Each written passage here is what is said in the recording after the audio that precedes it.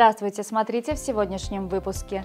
В Туркменистане создана комиссия по сокращению выбросов метана. В Ашхабаде отметят День русского языка и день рождения Пушкина и другие новости. Президент Туркменистана Сердар Бердымухамедов подписал постановление, в соответствии с которым создана межотраслевая комиссия по сокращению выбросов метана, а также утвержден ее состав.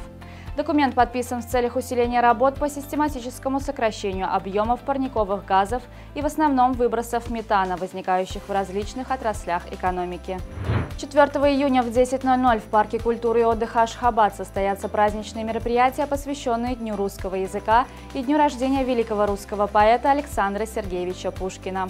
В программе интерактивное представление по сказке Пушкина «Золотая рыбка», тематические мастер-классы, познавательная викторина по произведениям Пушкина. В мероприятиях могут принять участие все желающие, вход свободный.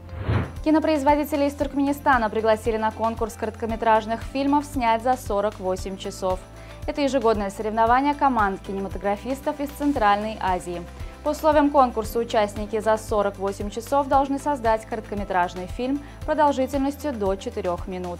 В 2023 году конкурс стартует 17 июня. Победитель в номинации «Лучший фильм» отправится в Нью-Йорк на интенсивный курс по созданию фильма. В пятницу в Туркменистане началась зерноуборочная кампания. К сбору урожая пшеницы приступили земледельцы Ахалского, Лебапского и Марийского вилаятов. В этом году в Туркменистане планируется собрать 1,4 миллиона тысяч тонн пшеницы с площадей около 700 гектаров. Жатва в Балканском и Дашогутском вилаятах начнется 9 июня. В рамках завершившихся в Армении Дней культуры Туркменистана в Ереванском государственном университете состоялась научная конференция, посвященная творческому наследию великого туркменского поэта-мыслителя Махтумкули Фраги. Ученые двух стран поделились результатами исследований по изучению и популяризации произведений туркменского поэта-классика.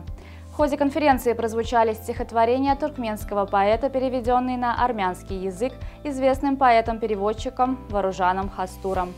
Дни культуры Туркменистана в Армении завершились в пятницу вечером в Государственном драматическом театре имени Амо Харазяна города Арташат, где состоялась торжественная церемония и совместный концерт артистов двух стран.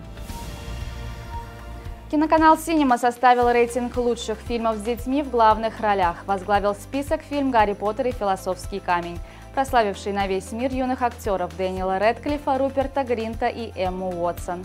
На втором месте лента «Шестое чувство», в которой снялись 9-летние Хейли Джоэл Осмонд и Брюс Уиллис. Замкнул тройку лидеров фильм «Один дома» Криса Коламбуса с Маколеем Калкином в главной роли. До 2011 года эта лента носила звание самой прибыльной комедии в истории мирового кинематографа. В графстве Норт-Йоркшир, Великобритании, владельцы одного из кафе вынуждены были нанять человека на должность отпугивателя чаек, повадившихся воровать еду у посетителей. Отпугиватель чаек, 18-летний Кори Грифсон в костюме орла за 200 фунтов стерлингов в день, пугает чаек и кричит на них, отгоняя от столиков с посетителями. Туристы этому только рады, так как это дает им возможность спокойно пообедать. Также они часто фотографируются с молодым человеком.